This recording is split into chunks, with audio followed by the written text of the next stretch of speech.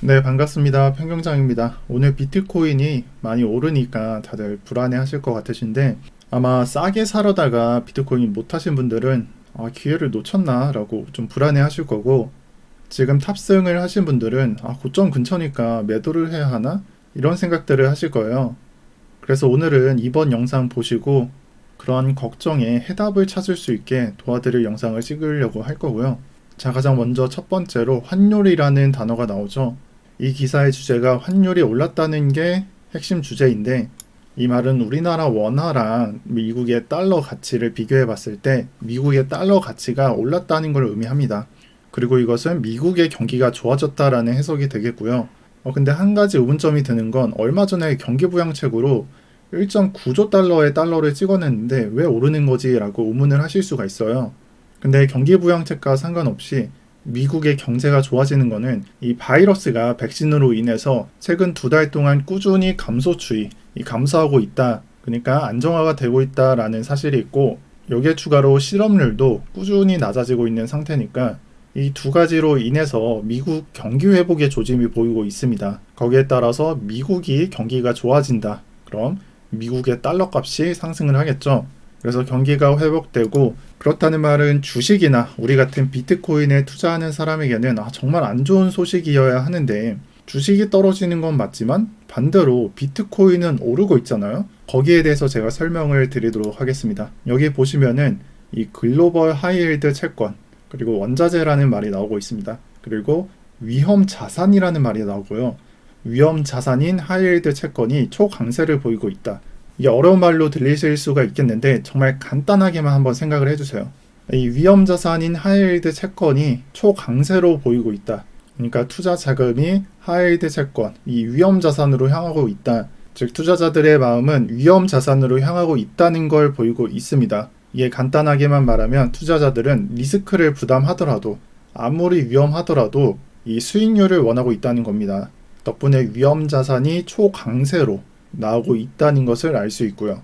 자, 비트코인이 뭔가요? 안전자산인가요? 아니죠. 여러분들은 이것부터 파악을 하셔야 합니다.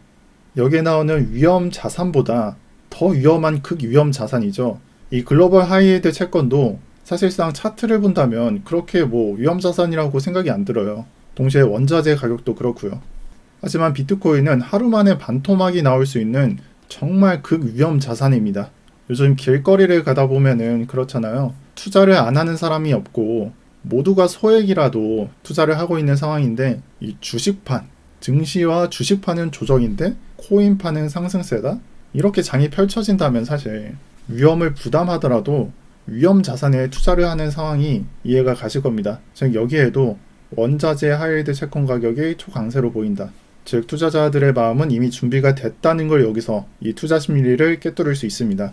이에 따라서 이제부터 또 다른 신규 세력에 의해서 상승을 할 수 있게 되는 건데, 여기에 참고로 이 오른쪽에 나와 있는 거는 우리나라 거래 볼륨, 여기 보이시죠? 그 사우스 코리아라고 나오는 이 해당 분량이 전체 100% 중에 어느 정도를 차지하는지, 지금 현재 어느 정도를 차지하는지를 알 수 있는 표고요. 우리나라뿐만 아니라 홍콩, 17년도, 18년도를 장악했었던 홍콩, 그리고 유럽, 이렇게 세 개의 국가가 큰 비중을 차지하고 있다. 그리고 일본도 17, 18년도에는 강했지만 지금은 조금 줄어든 상태다라고 보시면 되고, 그렇다는 말은 우리나라가 이러한 상태니까 여기에 투자 자금이 향해서 상승세를 이어갈 수 있다라고 생각을 할 수도 있고, 또한 원자재 값, 이 원자재 값이 올라간다는 걸 생각을 해본다면 이 외국도 여전히 똑같은 상태인 거를 알 수가 있습니다.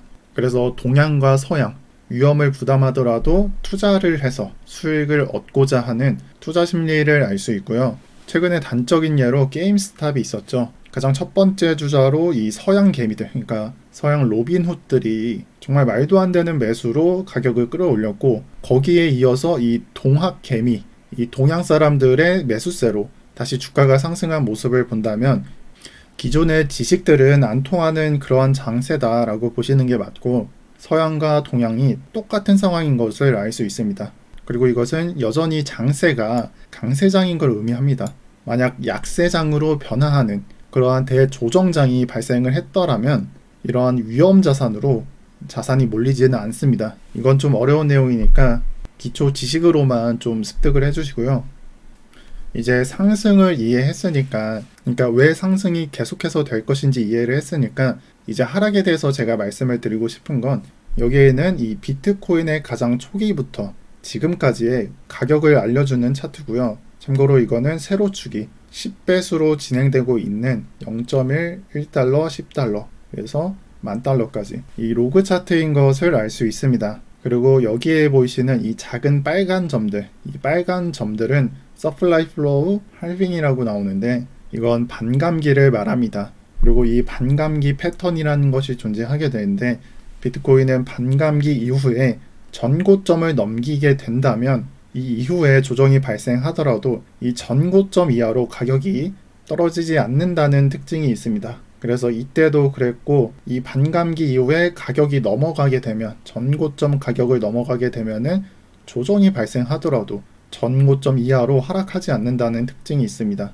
따라서 오늘날도 이 반감기 이후에 전고점을 넘은 상태잖아요. 그래서 이번 조정장을 보면은 깨달을 수 있듯이 이 조금만 떨어지더라도 매수세가 지독하게 받쳐주니까 여러분들이 생각하시는 그런 가격까지는 하락이 잘 안 오는 모습을 볼 수가 있습니다. 그래서 하락이 오더라도 17, 18년도 이 고점 이하로는 떨어지지 않는 패턴을 유지할 것이다 라고 생각을 해주시고요.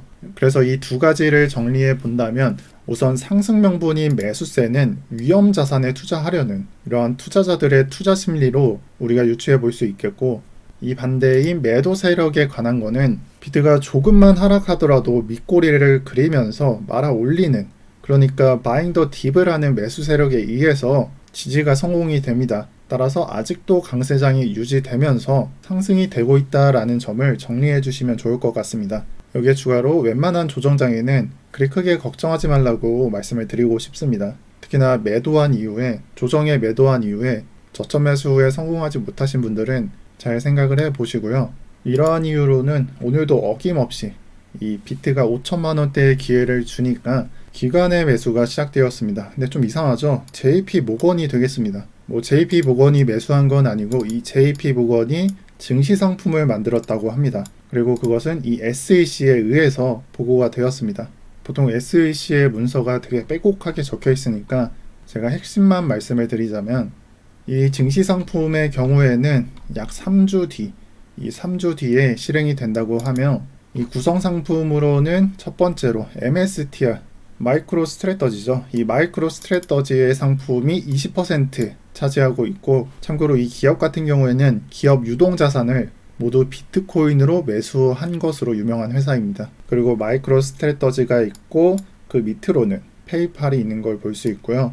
여기에 추가로 CME, 이 CME 거래소의 CME, 그리고 실버게이트, 그리고 스퀘어 등이 있습니다. 그래서 마이크로 스트래터지, 스퀘어, 페이팔, 유명한 회사뿐만 아니라 모두 비트코인을 다루거나 관련된 회사들로 주식들을 채우는 것을 알 수가 있고, 이것으로 인해서 이 마이크로 스트래터지 있잖아요. 이 마이크로 스트래터지의 주식이 20% 상승했습니다. 오늘 20% 상승을 했고요. 이걸 통해서 얼마나 이 소식이 빅 호재인지는 잘 알 수 있다고 생각을 합니다. 따라서 이번 1분기 1월부터 시작된 이 눌림목만 나오면 바잉 더 딥으로 기관이 매수해서 비트코인의 가격을 올리는 그러한 패턴은 아직도 유효하다라고 제가 말씀을 드릴 수 있겠습니다. 여기에 이어서 리플도 SEC의 고소권에 대한 추가 소식이 발행되었는데, 지난번에는 리플랩스가 SEC의 고소문에 대해서 잘못되었다 라고 말을 하는 반면에, 이번에는 SEC가 그에 대해서 방어에 나섰습니다. 그래서 첫 번째로는 저번에 리플이 SEC한테 야 너네 불법인 거 알면서도 우리한테 통지를 제공하지 않았다라고 말을 했었는데, 우리는 그런 걸 알더라도, 그러니까 법적으로 부적절하더라도 너네한테 알릴 이유는 없다, 경고할 의무는 없다라고 말했습니다. 그리고 여기에 추가된 내용이 있는데, 지난번 리플의 반박문에서 핀센이 나오면서 불리는 용어에 대해서 말을 했었는데, 사실상 SEC는 이 용어에 대해서 기존 통화와 구별될 뿐, 그러니까 즉 그냥 구분되는 수단이면서 너네는 그냥 디지털 에셋이다 라고 합니다. 그렇게 해서 반박에 반박이 되는 걸 볼 수가 있고, 저는 여기서 말씀드리고 싶은 거는 이 리플 SAC 증권에 대한 고소는 소송전이 장기적으로 향할 것이다 라고 생각을 했습니다. 따라서 리플의 홀더분들께서는 또 투자자분들께서는 마음의 준비를 좀 하시는 게 좋을 것 같습니다. 보통 판사는 중립적이고 기업 재판이기 때문에 서로의 합의점이 보이지 않는 이상 이런 흐름, 이런 서로가 공격적인 모습들은 대부분 장기적입니다. 참고로 판사가 중립적이라고 한 말은 지난번 프리트라이얼 컨퍼런스 때 그랬죠. 레코딩된 음성이 공개하면 불법이라서 제가 공개를 못 드렸는데 판사는 디지털 에셋이라는 표현하고 크립토 커런시, 그러니까 SEC가 리플을 부를 때 쓰는 말과 리플넷이 XRP를 부를 때 쓰는 말을 혼용해서 썼다. 그 양측을 중립적으로 대했다라는 말이 되겠고, 따라서 관건은 이 두 집단의 문제가 되겠는데 결코 합의는 이루어질 것 같지 않다고 생각을 하고요. 따라서 투심을 잘 잡으셨으면 좋겠습니다. 정말 마음의 준비가 안 돼 있다면 리플의 가격을 떠나서 시도조차 안 하는 것을 사실 추천을 드리겠습니다. 오늘 날짜로 디지털 커런시 전문가 SEC, CFTC 이러한 대표들로 구성된 법률 규제 프리엄워크를 제시할 수 있는 법안을 내놓겠다라고 말하는데, 제가 이건 다음 주에 브리핑 드릴 거지만 이 해당 고소건에 대해서 별 도움이 안 된다라고 생각하는 게 제 생각이고, 추가로 지금 선택하기가 좀 어려우신다면 이 법률규제 프리엄워크 브리핑을 들어본 다음에 결정하시길 바랍니다. 멘탈 잘 잡으시고요. 네, 그리고 마지막으로는 제가 추천드리는 알트코인들 말씀드리려고 합니다. 들어가기 전에 강조드릴 건 우선 잡코인들을 다뤄드리는 거니까 낮은 비중에서 접근해야 한다는 걸 강조드리면서 시작하겠습니다. 자, 위에서부터 아르고, 옵저버, 무비블로, 페이코인, 마로, 엠블 이런 것들이 있고요. 그리고 이러한 것들이 급반등을 보이고 있습니다. 우선 들어가기 전에 여러분들이 아셔야 될 거는 이 잡코인들의 트렌드가 대거 변동되었다라고 말씀을 드리고 싶습니다. 그래서 17년도, 18년도에 상장된 코인들보다 이제는 19년도, 20년도에 상장한 코인들, 이런 코인들이 강세장을 이루고 있는 형태고요. 대부분 19년도, 또 이건 20년도죠. 업비트 상장한 지 3개월밖에 되지 않았습니다. 그리고 19년도, 또 이것도 20년도겠죠. 네, 20년도.